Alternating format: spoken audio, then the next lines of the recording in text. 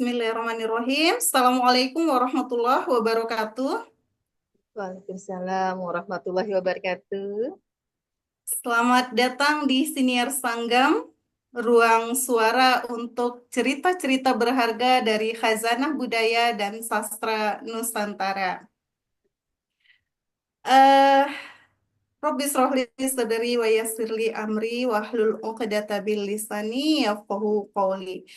Di episode kali ini, kita akan menjelajahi sebuah warisan budaya yang syarat makna lahir dari kearifan lokal, kemudian tumbuh bersama masyarakat yang dikenal dengan Tundang Mayang. Tundang Mayang ini tidak hanya sebagai hiburan atau seni bertutur di kalangan masyarakat kolektifnya, tetapi juga merupakan bentuk komunikasi yang mengandung nilai-nilai pesan moral, nilai edukasi, bahkan menyimpan identitas masyarakat yang hidup dan menyesuaikan diri dengan ruang dan zaman. Tentunya bentuk relevansi Tundang Mayang dalam konteks budaya hari ini, tentunya ini akan menjadi sebuah santapan yang sangat menarik dan akan menjadi ilmu yang sangat bermanfaat bagi kita semuanya.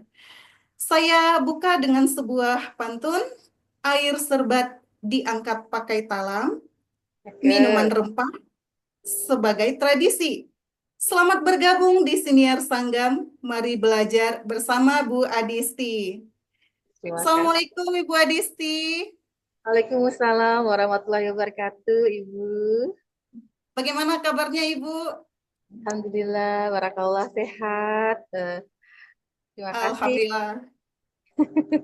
Di tengah-tengah kesibukan Bu Adisti, Alhamdulillah masih menyempatkan waktu untuk bergabung di tengah-tengah kita ya, para pemirsa sekalian.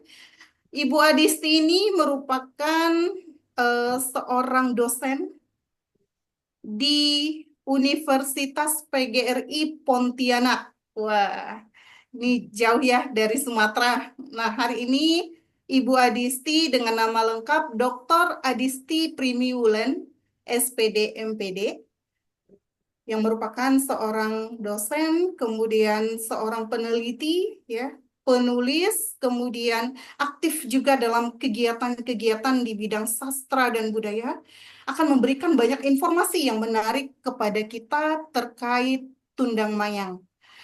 Nah, pada kesempatan ini kami berikan ruang yang istimewa buat Ibu Adisti. Yang pertama mungkin yang perlu kita ketahui, Ibu, terkait Tundang Mayang. Seperti apa kira-kira Tundang Mayang ini dan dari mana kegiatan ini berasal? Silakan, Ibu. Baik, terima kasih atas kesempatan yang diberikan kepada saya. Assalamualaikum warahmatullahi wabarakatuh. Waalaikumsalam warahmatullahi wabarakatuh. Eh, yang terhormat Bapak Askar selaku penggagas Langgam Sastra atau Riau Sastra. Kemudian yang saya hormati Ibu Listi Mora, terima kasih telah memberikan ruang kepada saya untuk menyampaikan mengenai Tundang Mayang. Eh, Tundang Mayang ini merupakan satu di antara keberagaman sastra lisan yang ada di Kalimantan Barat. Kebetulan juga saya melakukan riset untuk program doktor tahun 2016 yang lalu. Kemudian riset itu saya lakukan di tahun 2018. Eh, jadi secara harfiah atau akronimnya itu Tundang itu adalah pantun bergendang. Ya. Sedangkan asalnya dari Sungai Burung, eh, ini adalah kecamatan yang ada di Kabupaten Mempawah, Kalimantan Barat, dekat dengan Segedong di sana. Notabene masyarakatnya adalah masyarakat yang tinggal di pesisir atau yang hidup di dekat pantai begitu. Nah, pada kesempatan ini saya akan menjelaskan secara rinci apa itu Tundang Mayang. Kebetulan hari ini saya mengangkat tentang tradisi lisan berbasis responsif budaya. Sebelum masuk ke Tundang ini, Tundang adalah akronim dari pantun bergendang. Pencetusnya adalah Bapak Edi Ibrahim. Beliau tidak mengkhususkan dirinya kalau Tundang Mayang ini dikhususkan untuk satu etnik saja, yaitu suku Melayu. Tapi Tundang Mayang ini bisa diadaptasi, bisa dipergunakan oleh semua kalangan atau etnik di seluruh Nusantara, baik yang ada di Kalimantan Barat maupun di beberapa provinsi juga. Kemudian Tundang Mayang ini juga sudah pernah jalan-jalan, malahan melancong ke beberapa negara serumpun seperti Malaysia, Brunei, Singapura, dan beberapa negara-negara gitu. Jadi sekilas akan saya bahas sedikit sebelum masuk ke Tundang. Jadi ada yang harus dijelaskan di sini secara tidak bisa lepas dari berbagai macam teori yang berhubungan dengan teori tradilisan.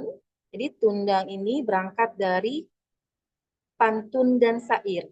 Kalau kita dengarkan saat petundang menyampaikan itu biasanya pertama kali disampaikan adalah syair. Kemudian setelah itu dimikkan dengan pantun diiringi dengan berbagai macam musik tradisional.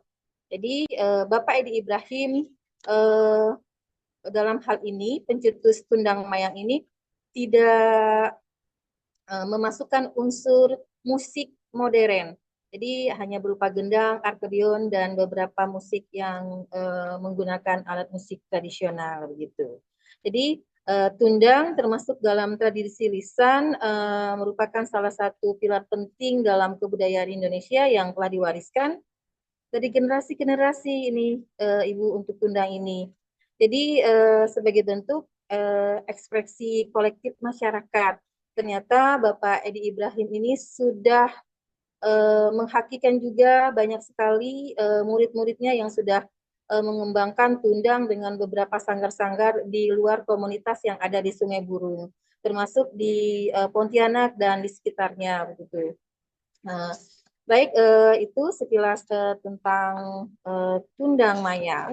Jadi saya jelaskan sedikit, karena Indonesia kaya dengan tradisi lisan yang sangat kental, maka dalam hal ini pencetus Tundang itu sendiri mempresentasikan Tundang sebagai bagian dari kearifan lokal dan identitas budaya masyarakatnya begitu, sebagai bentuk tradisi tradisi lisan yang masih bertahan sampai hari ini begitu Ibu.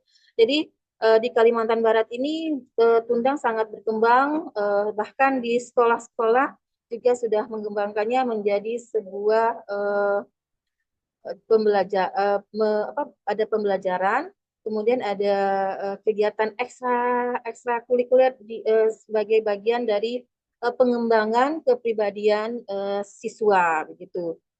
Jadi sebagai tradisi lisan yang berbasis responsif budaya, Tundang Mayang memperlihatkan kemampuannya beradaptasi terhadap konteks sosial dan budaya, sepertinya dengan kebutuhan zaman yang ada pada hari ini, termasuk dalam bidang Wah, ini pendidikan. menarik.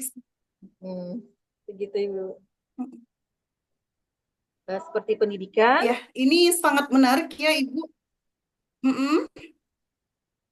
Baik, dilanjutkan. Kemudian ada menanggapi dinamika masyarakat yang kita perhatikan tetap relevan sebagai media pembelajaran di sekolah, khususnya dalam pengajaran sastra, Ibu, dan langgam sastra Riau di seluruh Nusantara. Ini merupakan literasi budaya lokal di tengah arus globalisasi dan krisis identitas budaya. Kehadiran Tundang memberikan warna tersendiri.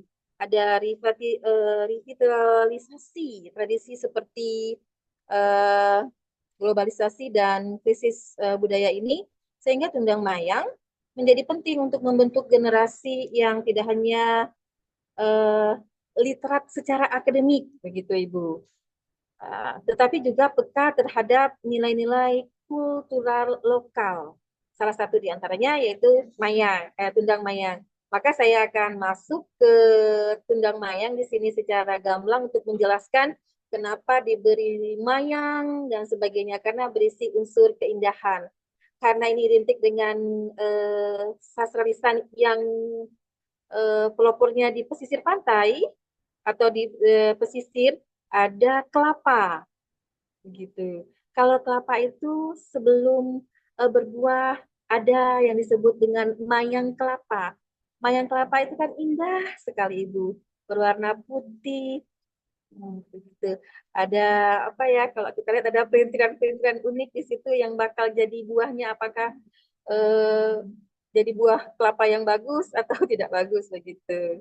Nah, jadi akan saya jelaskan sedikit di sini sesuai dengan pertanyaan yang disampaikan oleh Ibu.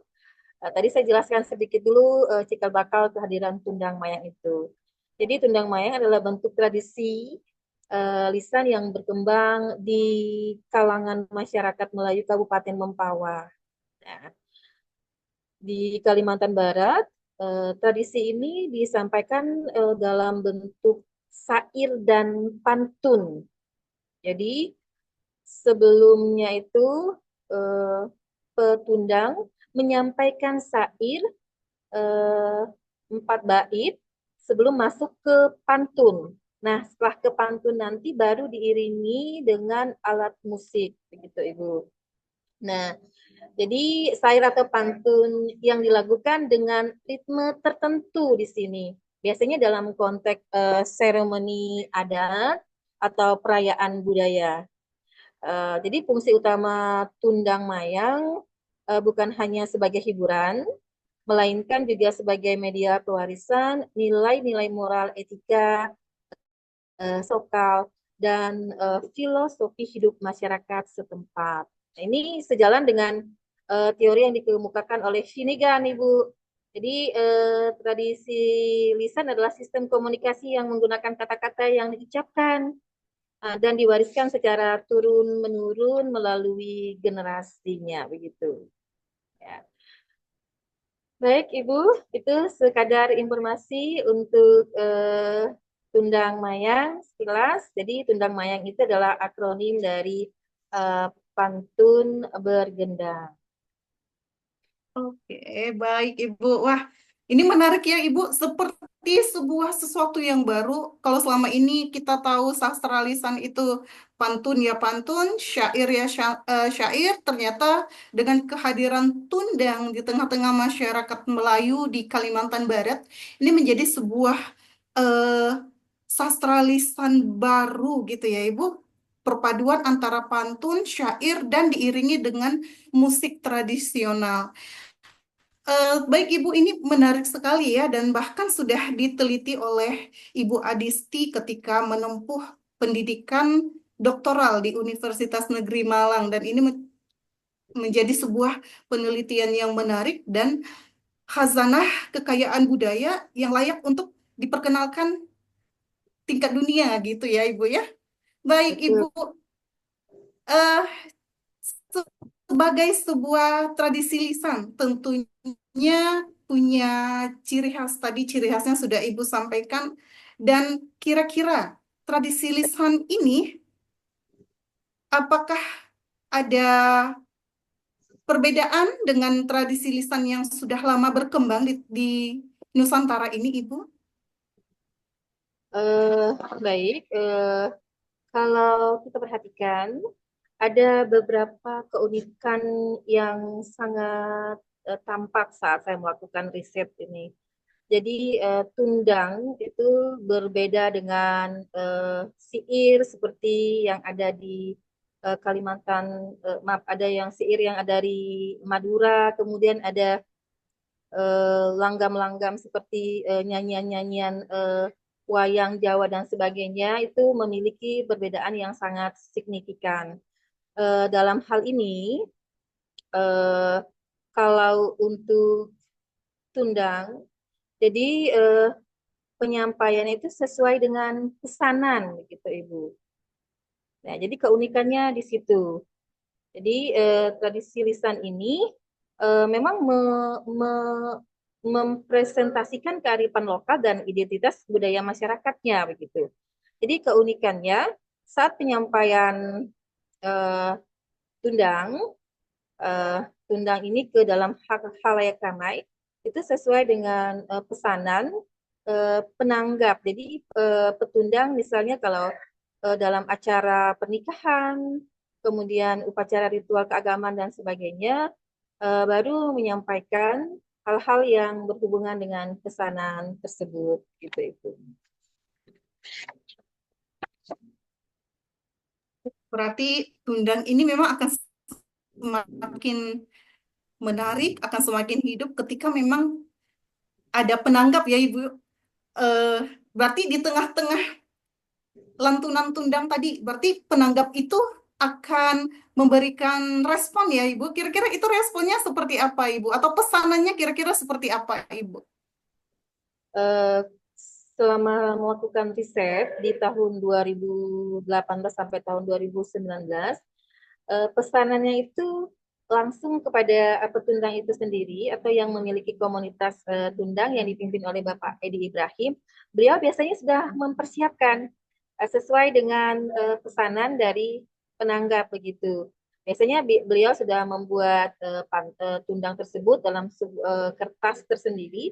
Nanti saat melakukan proses acara yang dipesan oleh penanggap itu disampaikan, biasanya memang di tengah-tengah itu ada berupa celotehan atau keunikan interaksi antara audien. Audien dalam hal ini adalah penanggap atau penonton yang mengikuti acara tersebut, begitu biasanya.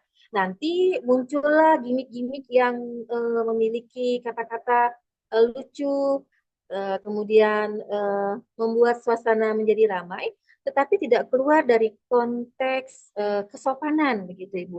Karena tundang mayang yang dipimpin oleh Bapak Edi Ibrahim ini lebih menekankan kepada pesan moral, nilai edukasi yang eh, berbasis kearifan lokal. Jadi tidak sembarangan dalam mengucapkan kata-kata begitu. Kalau biasanya muncul pada hari ini tundang itu ada beberapa yang sudah mengadaptasinya. Jadi ada kata-kata yang kurang enak didengar, ada yang berbau sensualitas dan sebagainya itu biasanya dihindari dalam pertunjukan tundang yang dipimpin oleh Bapak Edi Ibrahim gitu. Karena biasanya yang mendengarkan adalah masyarakat-masyarakat yang memiliki pola pikir yang beragam begitu. Untuk menghindari hal-hal yang berbenturan dengan sara atau apapun, maka pilihan-pilihan yang saya perhatikan atau yang sudah saya kumpulkan data tersebut memang adalah pilihan-pilihan kata, diksi-diksi yang mencakup hal-hal dalam ranah atau konteks kesopanan yang sangat luar biasa begitu Ibu.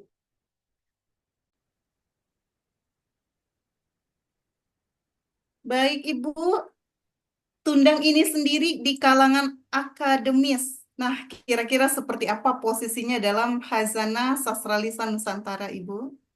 Baik, terima kasih Ibu. Saya akan menjelaskan eh, sedikit menggunakan sudut pandang sebagai eh, akademisi, khususnya dosen yang eh, notabene prakemnya itu memang di bidang sastra begitu.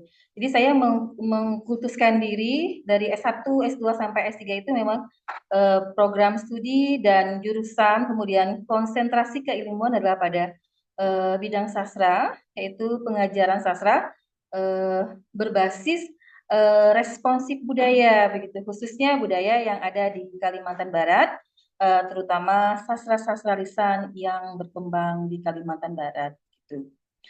Eh, jadi dalam hal ini saya akan menjelaskan mengenai posisi Tundang Mayang dalam Hasanah Sastra Lisan Nusantara dari sudut pandang akademis.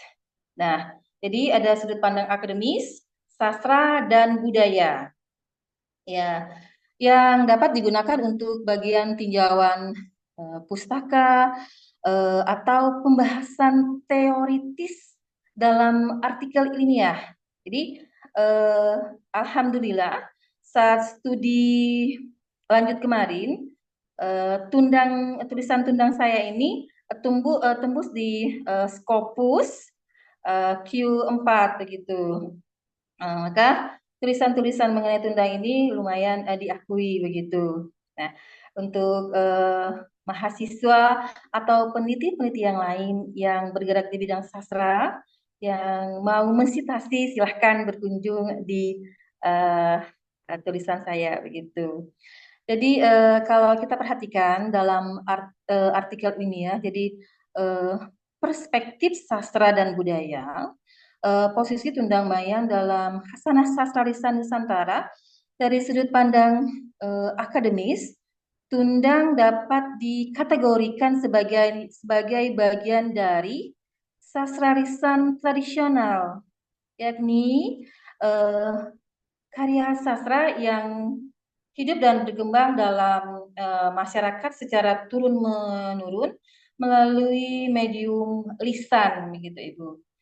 Dalam kajian sastra lisan, Tundang Mayang menempati posisi penting sebagai representasi dari ekspresi budaya lokal masyarakat Melayu umumnya, kemudian khususnya di Kalimantan Barat dengan struktur, fungsi, dan nilai estetika yang khas di situ, begitu. Maka di awal tadi saya sudah menyampaikan ada kekhasan diksi-diksi yang dipilih oleh petundang dalam melantunkan tundang tersebut kepada audien atau pendengarnya. Jadi karakteristiknya ini harus bergantung sebagai perwalisan secara oral kalau kita perhatikan di dalam teori sastra yang dikemukakan oleh Prudentia begitu.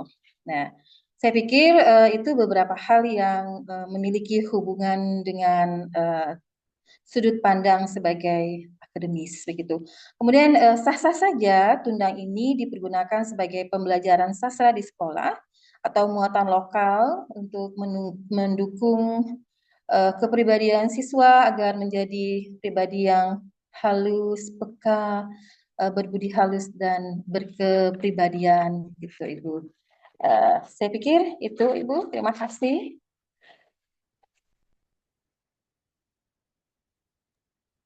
Baik, Ibu. Wah, ini ini ya ternyata tidak hanya di wilayah Kalimantan Barat saja, ternyata dari kajian penelitian Ibu, bahkan jurnal terindeks Scopus juga telah memuat tentang kajian ini. Tentunya ini adalah sebuah prestasi ya Ibu bagi kita, khususnya masyarakat Kalimantan Barat, kemudian masyarakat Indonesia secara luas. Ini adalah sebuah kebanggaan bersama bahwa ternyata tradisi lisan kita itu punya tempat tersendiri, punya tempat yang istimewa, bahkan sampai tingkat dunia gitu ya Ibu ya. Aduh, ini benar bahwa ternyata tidak hanya diksi-diksinya yang mengandung pesan moral, tetapi juga keunikan yang dikandung dari tradisi lisan Tundang ini patut untuk dilestarikan di kalangan dunia pendidikan. Wah, ini saya sepakat sekali ini, Bu. Dan saya tadi mendengar Ibu ada kata responsif budaya. Nah, kira-kira seperti apa ya, Ibu, tentang Tundang ini berbasis responsif budaya? Baik, izin menjawab.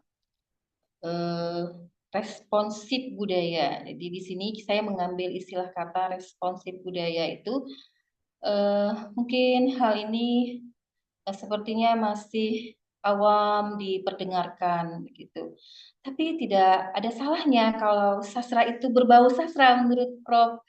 eh, eh, baru yang ada di UGM beliau baru juga pengukuhan begitu.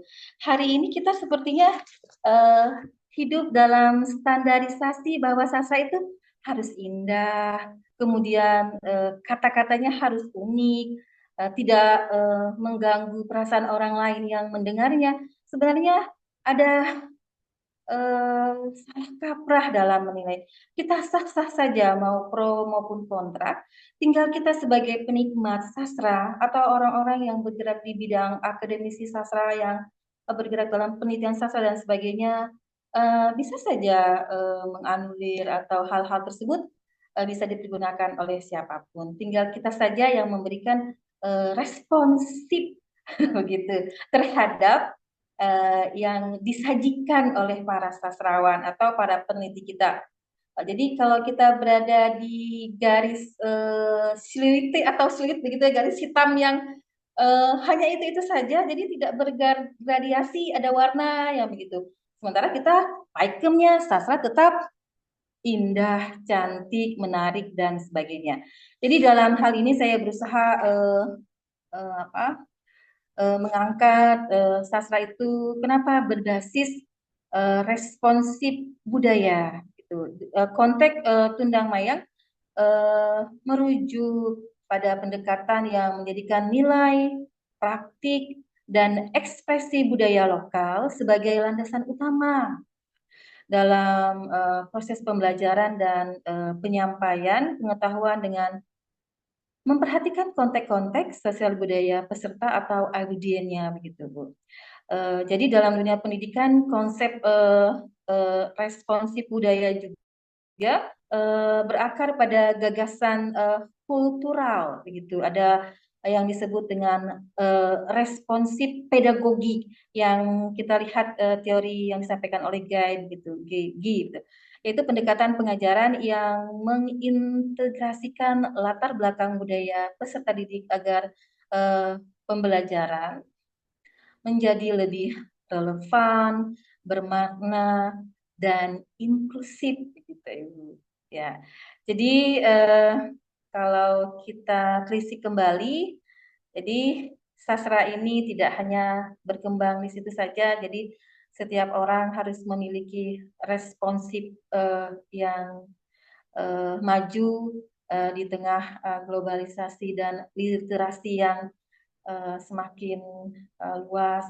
Sementara generasi kita pada hari ini sepertinya miskin dengan hal-hal yang berbau keindahan sastra dan terutama puisi dan pantun sepertinya sudah digeserkan oleh ya membaca karya sastra lewat media platform digital seperti webtoon, webtab dan sebagainya. Gitu Ibu.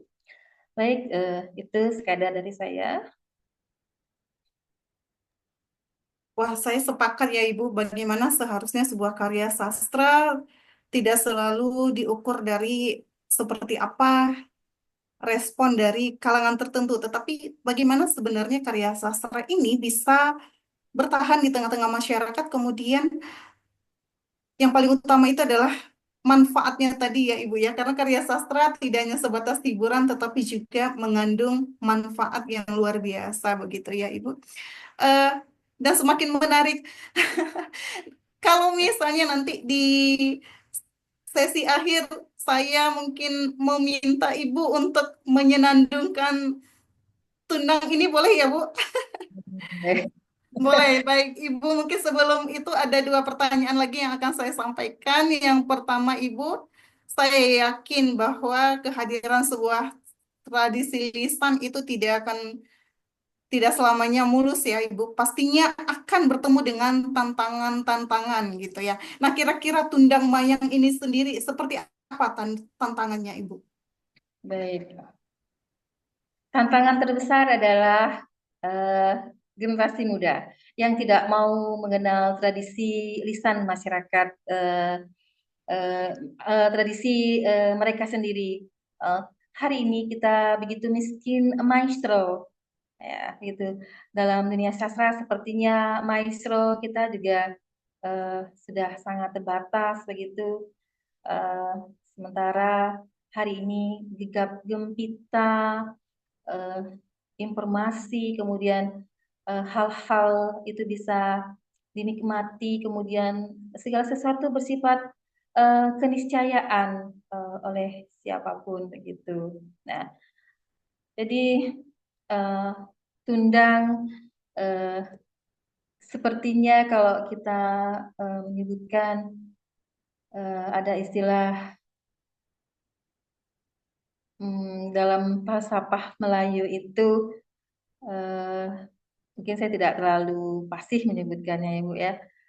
Eh, tapi ini umum sepertinya. Apa ya, mati mati segan hidup pun sepertinya tanpa ada pesanan. Kalau untuk Tundang sepertinya akan berakhir juga begitu. Walaupun pada hari ini maestronya masih ada, karya-karya sastranya juga atau Tundang tersebut juga sudah dihakikan di Departemen Hukum dan HAM. Eh, tapi ada sedikit mengembirakan bagi saya untuk kalangan-kalangan muda itu eh, ada yang merevitalisasinya menjadi Tundang yang sedikit keluar dari jalur atau pakem yang ditentukan oleh eh, pencetus sendiri itu Pak Edi begitu. Kemudian kalau saya pikir untuk Tundang ini uh, bisa saja berkembang dengan sangat pesat ya. Tinggal sekolah, kemudian akademisi yang berperan langsung untuk menghidupkan tradisi-tradisi lisan di masyarakat begitu, atau budaya sekolah dengan menerapkan bisa saja camping sastra atau kampung sastra di sekolah itu Ibu. Baik, saya kembalikan kepada Ibu. Saya pikir itu saja. Ada satu kalimat yang sangat menyentuh hati saya, Ibu. Hidup segan mati tak mau begitu ya. Karena keberadaan Tundang ini sendiri juga bergantung pada pesanan ya, Ibu. Kalau misalnya sedang tidak ada pesanan, misalnya dalam acara-acara pernikahan atau dalam hiburan-hiburan masyarakat, maka dia tidak akan diperdengarkan di ruang-ruang publik. Dan ini adalah sebuah tantangan dan sebuah eh, kesedihan yang harusnya menjadi perhatian bersama ya Ibu ya. Mudah-mudahan Iya. dengan adanya kegiatan hari ini itu menjadi salah satu wujud bentuk kepedulian kita dalam upaya pelestarian seni tradisi lisan Tundang itu sendiri ya Ibu ya. Maaf, Eh, maaf Ibu ah, ada tambahan satu. Sebenarnya pelestarian Tundang itu eh, tahun 2000-an 2000 ya tahun 2008 apa 2007 sampai ke 2016 sampai 2018 itu masih ditayangkan di TVRI Bu itu. Ya, jadi merupakan sarana hiburan eh, bagi masyarakat Kalimantan Barat untuk menikmati Tundang itu Bu. Tapi akhir-akhir ini saya perhatikan sepertinya TVRI tidak pernah menayangkan kembali Tundang tersebut begitu. Tahun 2018 sampai tahun 2019 itu saya juga bekerja sama dengan TPRI untuk riset data atau perekaman langsung untuk melihat pertunjukan Tundang. Karena kalau untuk mencari data Tundang ini kita harus mengikuti petundang ini, misalnya beliau di Pontianak Selatan, saya harus pergi ke Pontianak Selatan. Kemudian ada acara-acara seperti acara pemerintahan beberapa tahun yang lalu itu adalah acara KPU, launchingnya pemilu, kemudian gawai Pespa Rawi atau prosesi gereja itu untuk lomba paduan suara. Eh, jadi saya turut serta di sana untuk mengikuti jalannya eh, pertunjukan Tundang ini. Susahnya itu karena pesanan Ibu. Jadi tantangannya itu sangat berat bagi Bapak Edi Ibrahim dalam hal ini. Tapi kita bersyukur karena masih ada beberapa generasi-generasi yang meneruskannya. Baik Ibu. baik, Alhamdulillah ya Ibu. Mungkin saya sebagai eh, bagian dari masyarakat di Kalimantan Barat pada hari ini turut mengucapkan terima kasih lah ya kepada Ibu mungkin yang salah satu juga peduli dengan pelestarian Tundang itu sendiri begitu Ibu. Dan beberapa kali memang saya dengarkan seni ini cukup menarik, menghibur, kemudian membangun suasana antara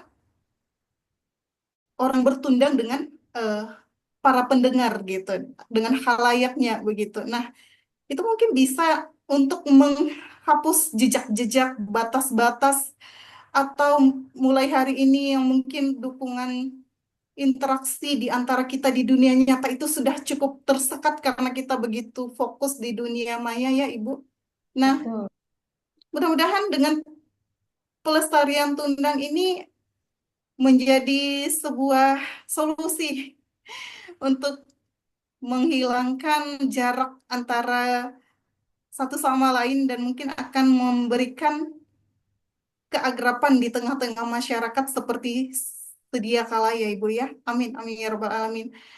Bagusnya Ibu sampai sebelum dengarkan Ibu menyenandungkan Tundang, satu lagi pertanyaan Ibu, bagaimana nasihat atau pesan yang ingin Ibu sampaikan kepada generasi muda terkait pelestarian Tundang Mayang ini? Silakan Ibu.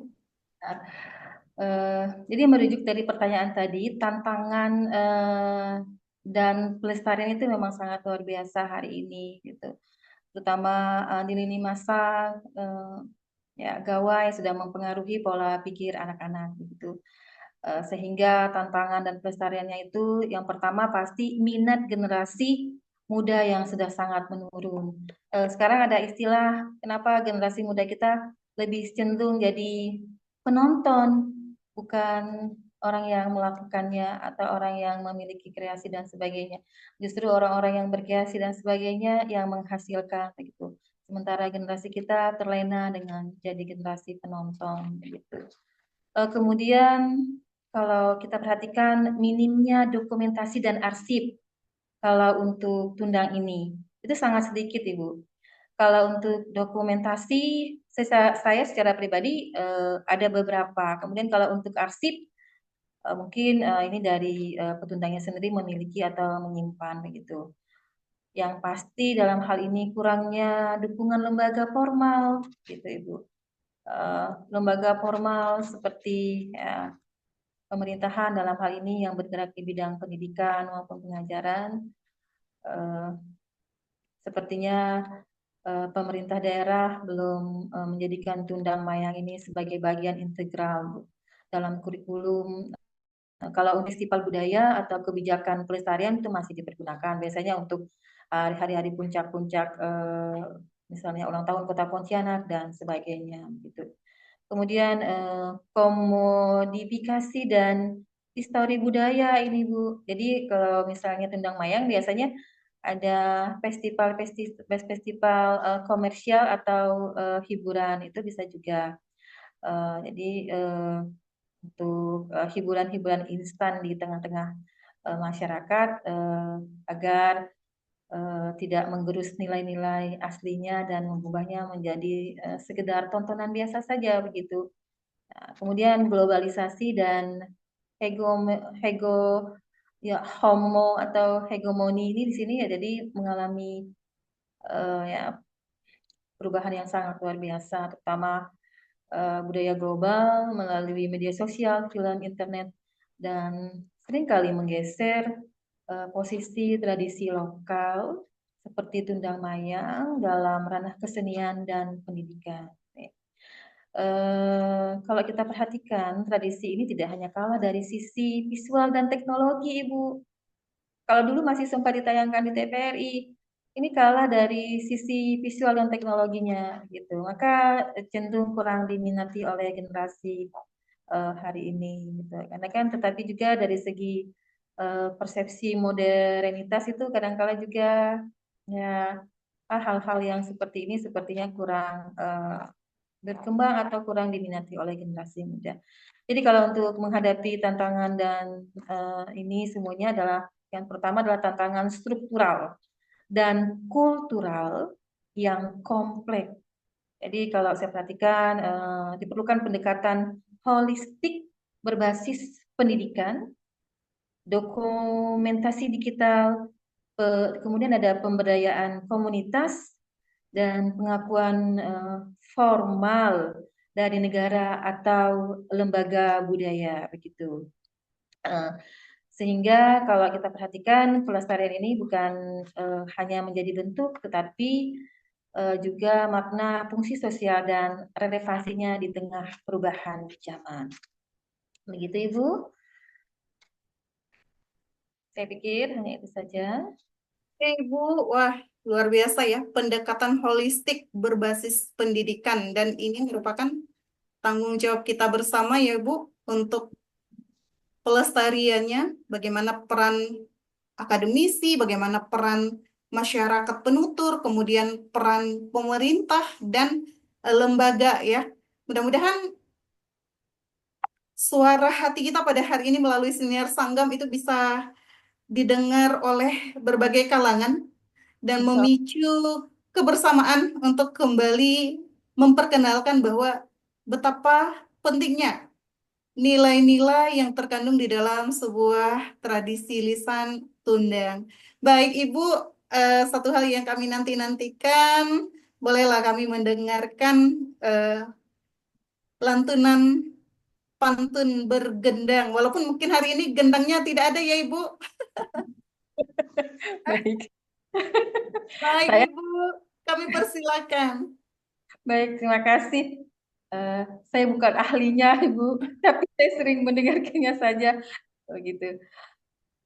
Baik, izinkan saya mohon maaf para sinias langgam. Kalau tidak berkenan di hati, mohon pekikan suara dan tutup kuping. Begitu. Baik, sebagai penghormatan, saya akan dua bait boleh, Ibu? Boleh, Ibu, boleh. Bismillahirrahmanirrahim. Dengan Bismillah, saya haturkan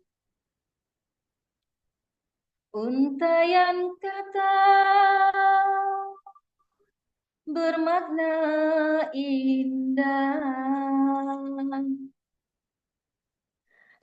Hari ini di siniar Sanggam saya bertutur kata indah. Terima kasih. Masya Allah. Aduh, pesannya sampai ke dasar hati, Bu. Menggugah sekali.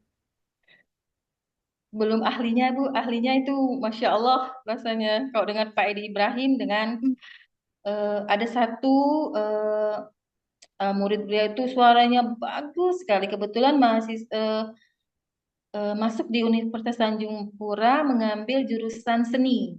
Mm-mm. Tuh. Ada Wah, satu ya. wah, luar biasa doa yang tulus kita sampaikan kepada Pak Edi atas karyanya ini yang memberikan banyak manfaat, pesan, hiburan di tengah-tengah maraknya hiburan-hiburan modern hari ini ya, Ibu ya. Baik, Ibu, terima kasih.